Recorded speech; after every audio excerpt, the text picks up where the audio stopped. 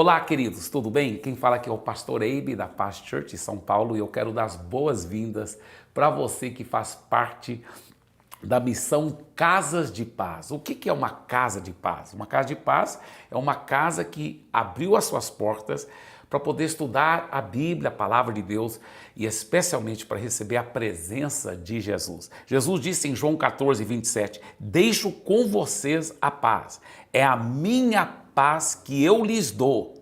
Não lhes dou a paz como o mundo a dá. Não fiquem aflitos, nem tenham medo. Jesus está dizendo, a minha paz eu lhes dou. Não fiquem aflitos, nem tenham medo. Um dos nomes para Jesus na Bíblia é Príncipe da Paz. Ele quer ser esse príncipe da paz na sua vida, na sua família. Em Lucas capítulo 10, versículo 5 a 6, ele diz, ao entrarem numa casa, digam primeiro, paz seja nessa casa. Se houver ali uma pessoa que ama a paz, sobre ela repousará a paz. Então, que a sua casa, que sua família receba a paz. Receba essa paz, a paz do Senhor Jesus. Agora, a primeira lição que hoje vamos estudar são 4 lições e a primeira lição é intitulada O que é a salvação? O que é a salvação? Salvação, no original no grego, que foi escrito no Novo Testamento, quer dizer ser completo em todas as áreas, espírito, alma e corpo. Inclui o perdão dos pecados e a vida eterna, que é o mais importante, mas inclui também a transformação da vida.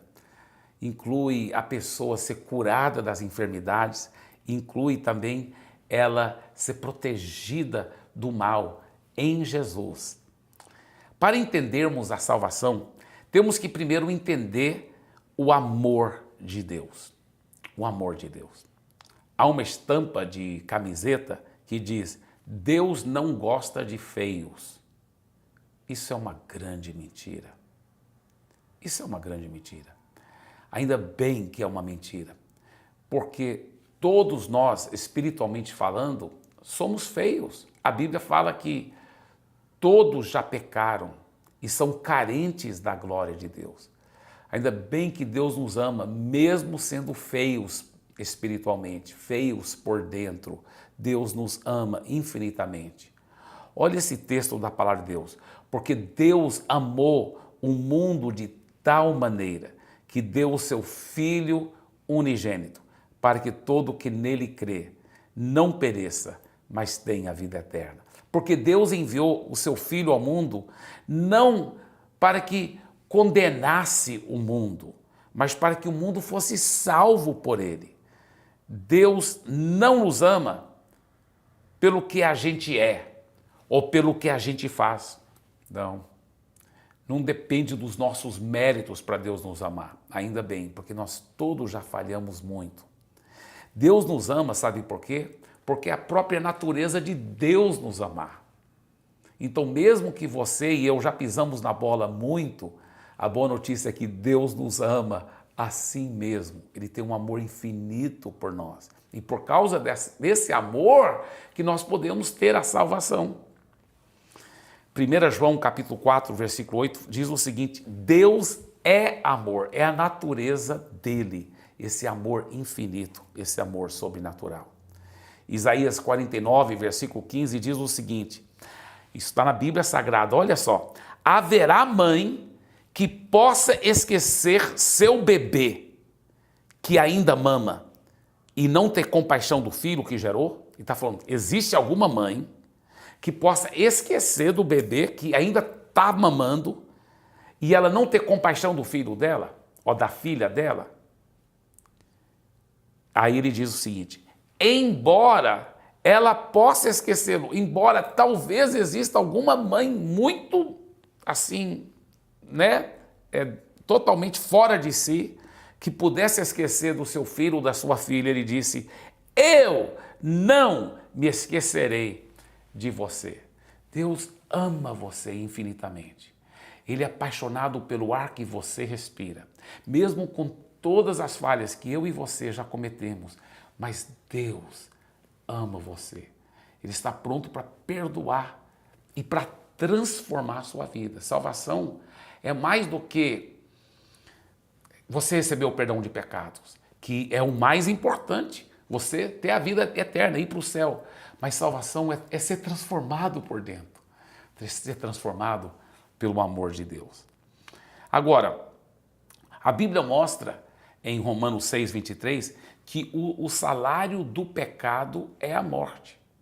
Então, Deus deu para o ser humano o livre-arbítrio. E, infelizmente, o ser humano, eu e você, todos nós, escolhemos muitas vezes o caminho errado. O caminho de não seguir a Deus. Muitas vezes fomos egoístas. Nós mentimos, nós já falhamos nas nossas vidas. A Bíblia fala que todos já pecaram e são carentes da glória de Deus. Agora, a boa notícia é que existe sim o perdão e a salvação para aqueles que exercem o seu livre-arbítrio para arrepender do seu pecado. Então, Deus não tem prazer nenhuma de condenar a pessoa, da pessoa ser jogada na eternidade sem Ele. Mas a Bíblia deixa bem claro, quem tem o Filho de Deus já tem a vida eterna. Quem não tem o Filho de Deus não tem a vida eterna. Então, a perdição eterna é uma coisa realmente que a Bíblia ensina. Eu queria que não fosse verdade, mas a Bíblia ensina que existe sim a perdição eterna para aquela pessoa que não entregou a sua vida para Jesus. A Bíblia mostra bem claramente que Deus originalmente fez o inferno não para o ser humano, jamais. Ele fez para o diabo e os demônios, os anjos do diabo, o diabo e os seus anjos. Foi feito o inferno.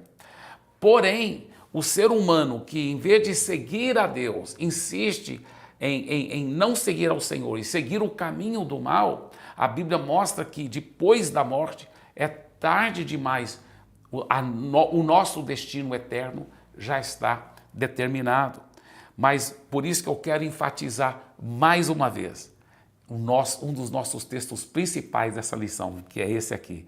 Porque Deus amou o mundo de tal maneira que Ele deu o seu Filho. O que quer dizer isso? Jesus veio aqui para a terra, morreu na cruz pelos nossos pecados. Ele levou o castigo que eu merecia, que você merecia. Ele levou o castigo que nós merecíamos. E aí Ele ressuscitou e venceu todo o mal em nosso lugar. A Bíblia fala que Deus enviou o seu Filho ao mundo não para que condenasse o mundo, mas para que o mundo fosse salvo por Ele.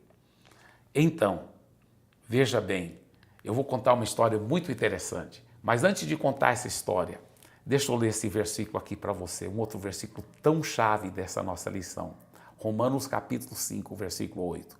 Mas Deus prova o seu próprio amor para conosco, pelo fato de ter Cristo morrido por nós, sendo nós ainda pecadores.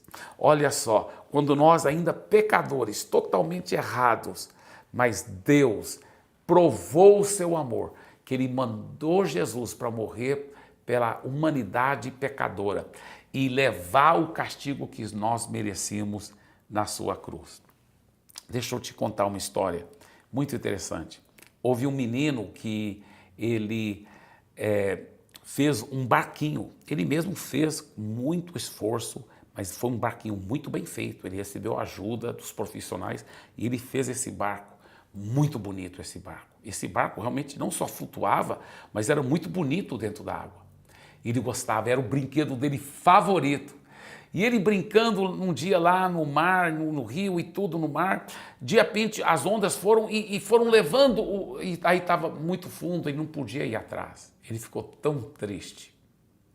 Certo dia ele estava andando na cidade e viu na vitrine de uma loja o barco que ele fez, o barco dele. Ele foi entrando na loja, falou para o dono da loja: esse barco é meu, eu que fiz esse barco, ele é meu. O dono falou: você não pode provar que você fez esse barco. Não, mas eu perdi no mar, você não pode provar isso. O dono da loja disse: eu que comprei esse barco, eu comprei esse barco. Então, se você quiser esse barco, você vai ter que comprar também. E era muito caro. Mas o menino guardou o dinheiro, foi pedindo ajuda dos outros, do pai e da mãe, foi vendendo outros brinquedos que ele tinha, até ele ter todo o dinheiro necessário. Aí ele foi e comprou aquele barco. Quando ele pegou o barco, ele abraçava o barco. Ele falava: ah, como eu te amo, meu barco. Agora você é meu 2 vezes. É meu 2 vezes. Sabe que essa história de Deus? Deus te criou, assim como o menino havia criado aquele barco. Deus te criou, você perfeito, lindo. Mas eu e você, assim como Adão e Eva, nossos antecessores, nós viramos as costas para Deus, desobedecemos a Deus, pecamos. E nós fomos o nosso próprio caminho. Pelos caminhos da vida, nós nos perdemos, muitas vezes nos machucamos e machucamos outras pessoas. E nos tornamos até, às vezes, objetos, como se fosse escravizados pelo pecado, igual aquele barco que era como se fosse um objeto agora à venda. Mas o que Deus fez? Ele morreu por nós. Derramou o sangue do seu Filho Jesus por nós. E Ele entregou a sua vida para comprar a gente de volta. Agora Ele nos abraça e disse: você é meu 2 vezes. Eu te criei e agora eu te comprei de volta. Você é meu. Eu te amo. A Bíblia fala: Deus prova o seu amor para conosco pelo fato de ter Cristo morrido por nós, sendo nós ainda pecadores. E Lucas 19:10 diz: porque o Filho do Homem veio buscar e salvar o perdido. Meu querido irmão, minha querida irmã, saiba que Jesus te ama mais do que você pode imaginar. E Ele está estendendo as mãos e dizendo: a salvação, a vida eterna é para você. É só você receber. Talvez você diz: pastor, como que posso receber essa salvação? Então, nessas lições da Casa de Paz, nós vamos estar aprendendo. E agora também, o seu facilitador aí no seu grupo vai estar explicando melhor como receber Jesus como seu Salvador. Deus abençoe.